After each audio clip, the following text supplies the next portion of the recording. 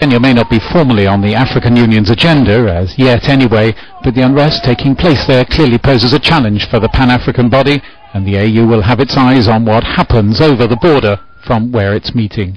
In Nairobi, the former UN Secretary-General Kofi Annan is now trying to build momentum in the process of dialogue between the government and the opposition that he has mediated.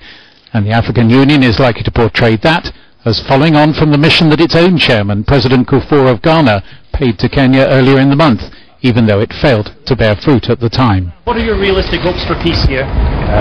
Not now. We are pushing for it.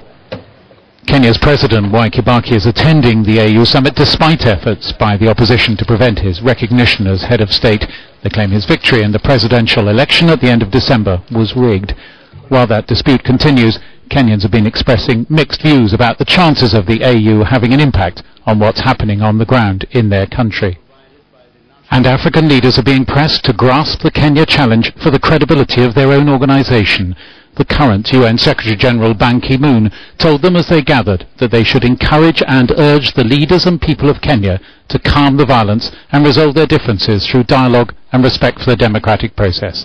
He said the violence threatened to escalate to catastrophic levels, and said Mr. Kibaki and the opposition leader Raila Odinga had a special responsibility to resolve the crisis peacefully.